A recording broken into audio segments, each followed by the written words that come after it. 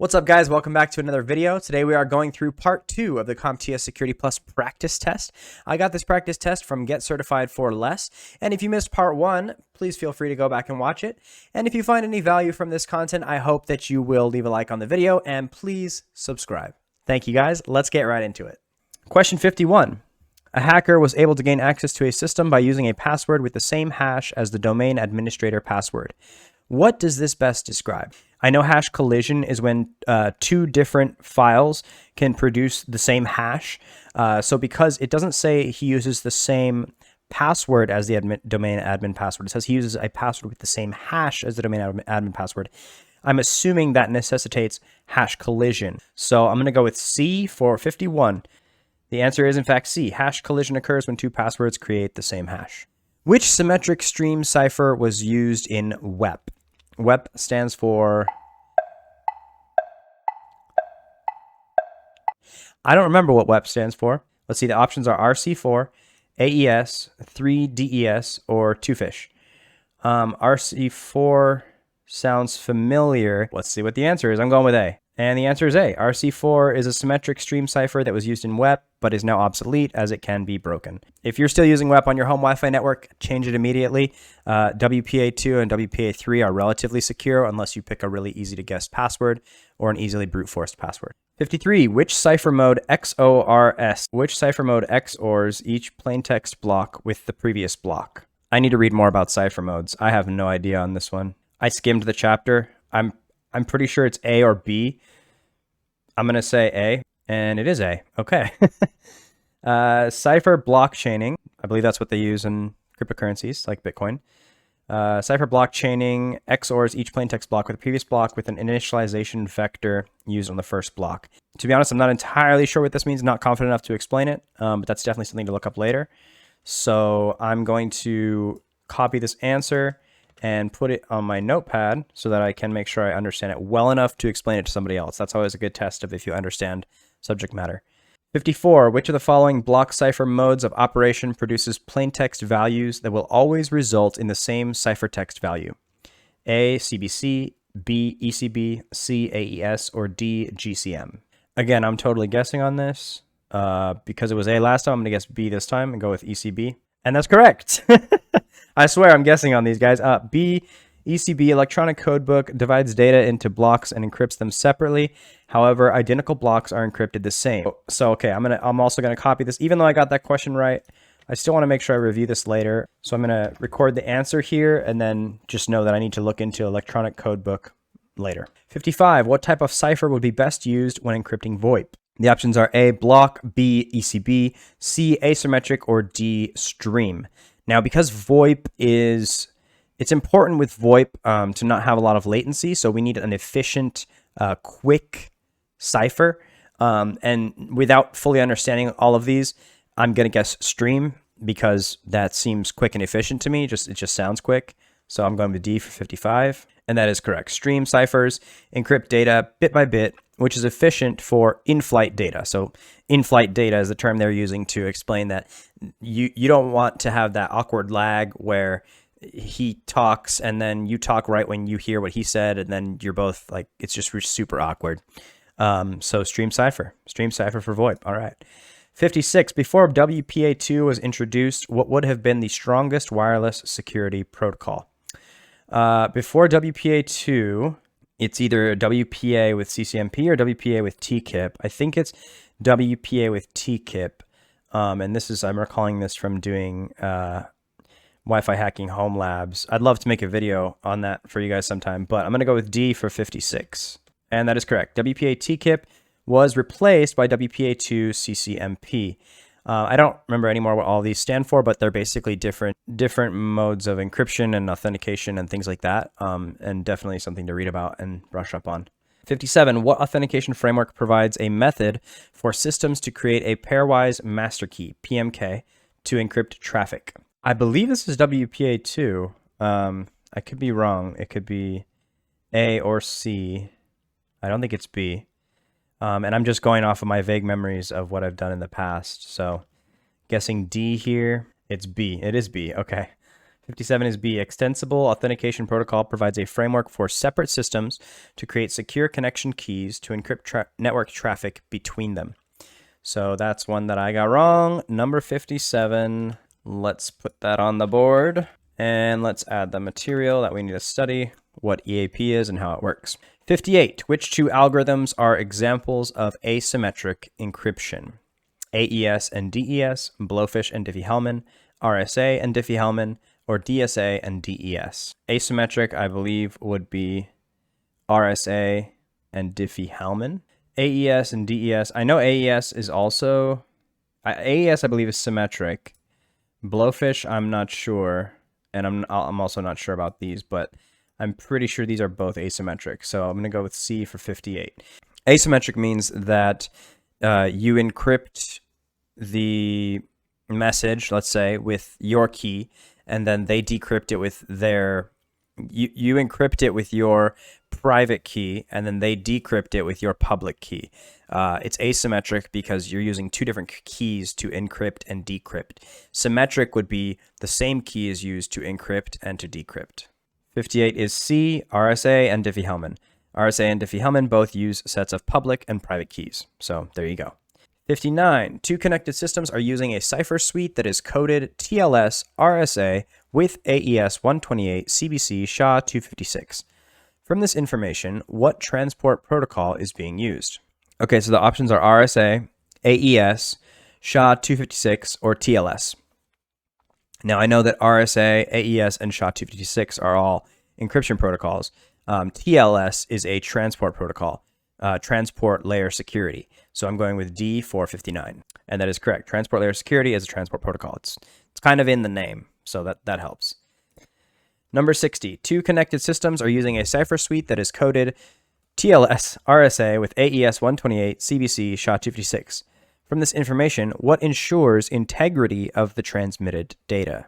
Integrity means that it cannot be changed by an unauthorized person. So we're looking for something that ensures that it hasn't been changed. Now, I believe that would be SHA-256 because a SHA, I believe, is a hash of the message. And so if you can hash the message and you can send them a hash of the message, then they can also hash the message when they get it. And if it doesn't match the hash that you gave them, then they will know that something has been changed, which would violate integrity. So I believe it would be SHA-256. I think earlier I said that RSA and AES are all encryption methods, but SHA is actually a hash, which is not an encryption. Anyone can hash something. It's impossible to unhash something. You can't reverse a hash. So I believe C is the answer for 60. And it's correct. C is SHA-256. SHA-256 is a hashing algorithm. So that's just a matter of knowing. There's just a lot of vocabulary, knowing a lot of terms, knowing a lot of vocabulary. There's not a whole lot to explain here, but hopefully it's helpful for you guys. 61. Two connected systems are using a cipher suite that is coded TLS RSA with AES 128 CBC SHA-256. From this information, what ensures authentication of the sender and recipients? Okay, so authentication means they are who they say they are. So how do they prove their identity? This would be where you would come in with the asymmetric key encryption. Okay, public and private keys, I believe, which would be AES. Actually, we also have RSA in there. So RSA with AES. Now this makes it a little tricky. Is it RSA or is it AES? AES is symmetric encryption, which means I encrypt with a certain key, you decrypt with the same key, and that's quicker. RSA is the public-private key thing. RSA is what I believe proves authentication. AES provides confidentiality. I think. Might be backwards. We're making progress, though. We're figuring this out. TLS is the transport protocol. CBC is the cipher. SHA is the hash. RSA and AES are both encryption protocols. RSA is less efficient. It's better for exchanging your initial key that you use then for AES symmetric encryption. So I'm going to go with RSA for authentication, number 61 for $1 million. That is my final answer. And it is A. I just won $1 million. RSA is a method of key exchange using the recipient's public key to encrypt the message, where only his private key may decrypt the message. If you guys have any questions about these questions, I will happily answer them. Just put them in the comments down below. And if you're not subscribed, please subscribe because I need more subscribers. Which type of virus uses one or more techniques, including complex code, encryption, and hiding location, to make it difficult to reverse engineer? To be honest, I have not heard of these terms. Polymorphic virus, that's new to me. Boot sector virus I've heard of. Armored virus is new to me. And multipartite virus is also new to me. So I want to say boot sector because that's the one that sounds familiar to me. And it does hide and make it hard to remove, but not so much to reverse engineer. So polymorphic sounds like it'd be the hardest to reverse engineer because it sounds like it's changing its own code or something. Armored virus, multipartite virus, that sounds like it's hidden in multiple sectors of the computer. Armored virus sounds like it has some defense capabilities. Let's go with boot sector virus because that's what I'm familiar with, and I know that's a real thing. And it's armored virus. An armored virus uses one or more techniques to make it difficult to reverse engineer. Common techniques are complex code, encryption, and hiding the location. All right, so I'm learning new stuff, and I hope you guys are too. Put that on the board. We missed number 62. So far, we're 2 for 12, or 10 for 12. 63. Which of the following viruses does not accuse users of being involved in illegal activities and demands a fine? A. Police virus. C. Trojan Reviton. C. Moneypack virus. D. Direct action virus. These are all a lot of new terms to me, so I'm kind of guessing based off of their terminology, but does not accuse users of being involved in illegal activities. So I'm guessing police virus is out. Because it sounds like the virus that people were getting, it was very successful when it first came out. And it was basically like, we know you've been like doing illegal things on the internet, and we're going to fine you, and or you gotta come to jail, or you can pay this fine of like $200 right now. Just click on this link and send us Bitcoin. Something like that. And it seems kind of implausible, but if you send it to enough people, there's going to be a small percentage that fall for it. And if you send it to, thousands of people and 2% fall for it, then, you make a lot of money. So that was extremely successful. I've never heard of Trojan Reviton, but a Trojan, let's see, Moneypack definitely sounds like demanding a fine. Direct action also sounds like demanding a fine because it's directly telling you to act like right away and send them money. So I'm going to go with Trojan Reviton, answer B for 63. And it's D. A police virus is also known as a Trojan Reviton, okay, and a Moneypack virus. So those are all three the same thing. This virus accuses users of being involved in illegal activities and demands a fine. Okay, so that's another one wrong, but that's okay. What would be best for discovering a rootkit? Antivirus, RAM inspection, BIOS, or kernel encryption? A rootkit loads before the operating system, so it's essentially infected your BIOS. So antivirus is generally not sufficient to find a rootkit. RAM inspection, I don't believe the rootkit is stored in RAM. It may execute things in RAM, but RAM inspection will not yield you the rootkit, I don't think. BIOS is the thing that's infected, so you already have a BIOS. That's not going to help you discover the rootkit. I believe it's kernel encryption, because if you encrypt your kernel, that should protect you against a rootkit writing. Okay, I was wrong. It is RAM inspection. Tools that inspect RAM can uncover hidden hooked processes that rootkits use to function. Inspecting the RAM is the best way to find a rootkit. Okay, learned something new. I was under the impression rootkit was deeper than RAM, but I guess that makes sense. Hooked processes, that's definitely a new term for me, something to look into and understand better. This is good. This is good, It's not that I'm getting a lot of questions wrong, it's that I'm learning a lot of new things today. 65. What is the most effective way to protect against adware? A. Pop-up blocker. B. Antivirus tool. C. Anti-malware tool. Or D. Application whitelisting. Adware would be applications that would get installed or that you would install by accident on your computer as you're like surfing the internet and going to lame sites. Oh. So I would think pop-up blocker would be pretty darn good. 65A. Okay, was correct. Pop-up blockers are used to protect against adware. This is the most effective tool for protecting against adware. It can be installed right on the web browser. And in case you guys are wondering, I use uBlock Origin. I really like this this extension. It's a great pop-up blocker. You can easily turn it off. They even have like a tool. I don't know where it is right now, but they even have a tool where you can like zap certain elements and they'll just disappear off of the web page. It's pretty cool. Wow. 66. Your manager comes to you and tasks you with finding the best way to stop zero-day exploits. What can you implement to stop zero-day exploits from harming your organization? Take them off the internet. That would be probably the best way. But I mean, there's 0 days. Zero-day exploit is an exploit that has recently been discovered or is not known to the general public, and there is no patch. There is no defense against it. So it's kind of a weird question. I want to say D, nothing. I don't think that's the answer they want me to pick, but so I'm going to go with C. It could be D, but I'm going with C for 66. It is nothing. Okay, I was wrong and I was right. You cannot stop a zero-day exploit. They are called zero-day exploits because you have 0 days to fix or patch the vulnerability associated with it. They are unknown to you. So they're correct. It is nothing. Which of the following is not a technique used by social engineers to entice individuals to take action? Social proof, scarcity, phishing, or urgency? Urgency is definitely used by social engineers. Phishing is also definitely used by social engineers. Social proof, I believe, is a tactic of social engineers. Phishing is like sending emails. Urgency is creating a sense that something has to be done immediately and pressuring someone to take action without really thinking it through. Scarcity is, as far as I'm aware, is a concept from economics when there's not enough goods to meet the demand. So I'm going to say B is the answer here, that is not used by social engineers. 67, going with B, and it was C. What?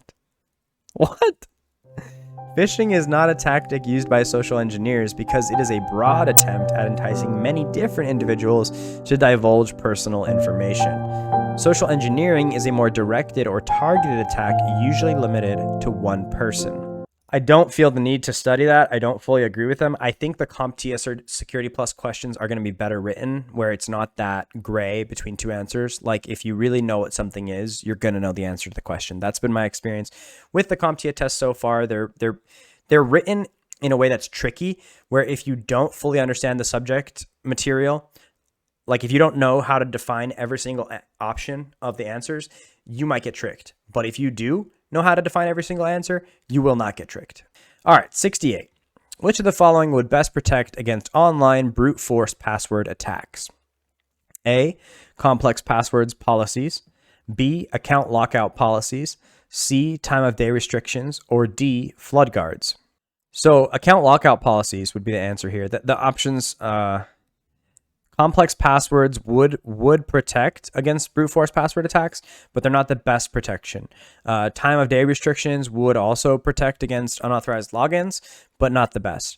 Flood guards, I think that would be for like a DDoS attack. So account lockout would lock the account after a certain number of failed password attempts, and that's a really good protection against brute force because brute force relies on being able to try many different password combinations until they get the right one. So this is common with lots of things now. Brute force password attacks don't really work the way they used to. The way you brute force things is you get a hash of the password and then you try to brute force the hash, if that makes sense. So 68, I'm going with B, and it's correct. And we move on. 69. What type of attack redirects a website's traffic to another website by modifying the host file on a user's system? The options are farming, cross-site scripting, cross-site request forgery, or DNS poisoning.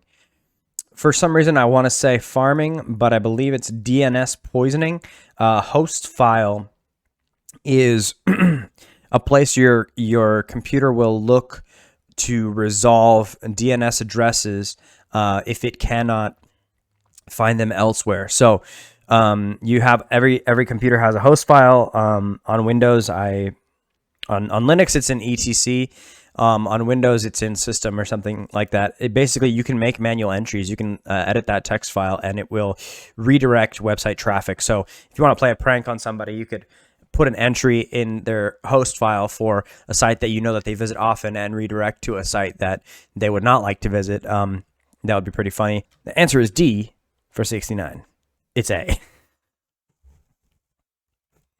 It's A. I knew I had a feeling it was A. This is the definition of a farming attack. I'm not sure why it's farming with a PH, but it's the definition of a farming attack. All right, moving on to question 70.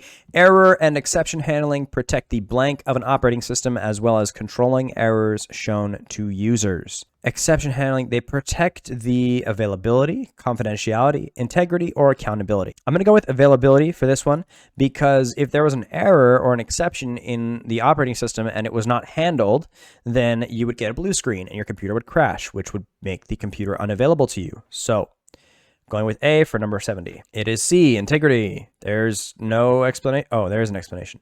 Error and exception handling help protect the integrity of an operating system to make sure nothing can be input or changed that is not authorized or supposed to be changed. That's not a very satisfying explanation, but I will look into that more later and see what they meant by that. We also missed number 69. Things are not looking so good here.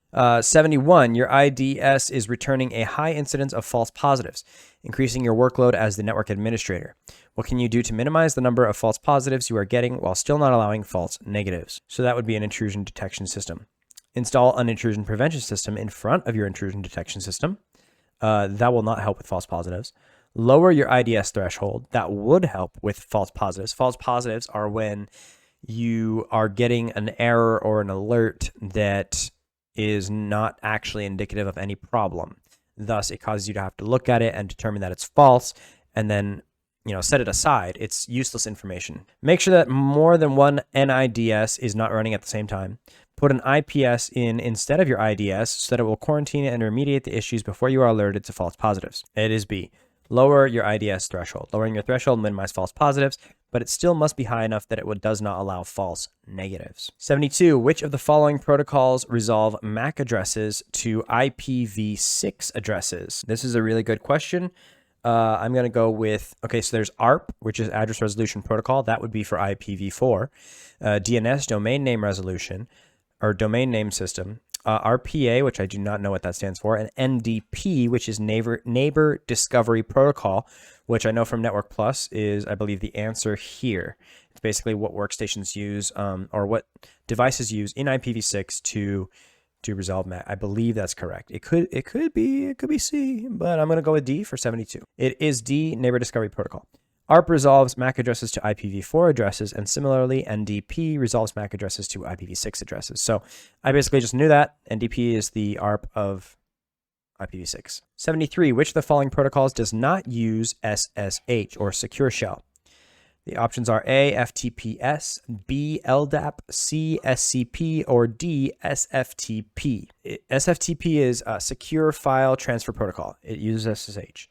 SCP is Secure Copy, I believe, which also uses SSH. LDAP is Lightweight Directory Access Protocol. I don't know if that one uses SSH or not. FTPS, I'm also not sure. So I'm going to guess FTPS, and it is A for 73. FTPS uses SSL, or Secure Socket Layer. The FTP protocol that uses SSH is SFTP, as I said. All of the other can be combined with SSH. Number 74, which port is not related to a protocol using SSL? That is Secure Socket Layer. 465, 143, 993, or 636.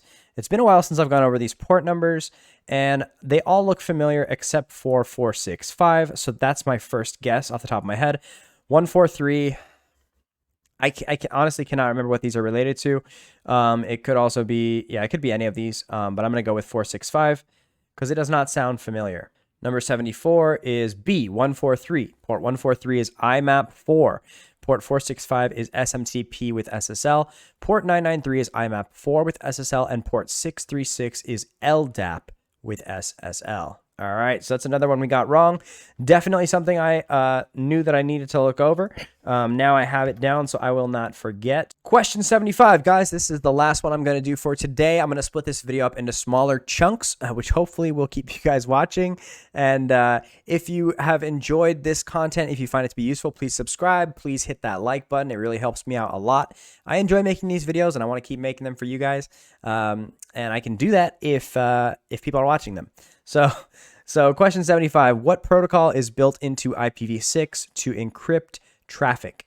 SSH, Secure Shell, SSL, Secure Socket Layer, IPsec, or TLS? To encrypt traffic, I believe it's either C or D. I do not know for sure. I'm going to guess C. 75 is C, IPsec, which is stands for, I think, IP security. Even though I got that one right, I do want to look into that more and make sure that I understand it well enough to explain it to somebody else. All right, guys, that is all the questions I'm doing for this video. I hope you'll join me in the next one, and good luck studying for your Security Plus. Bye.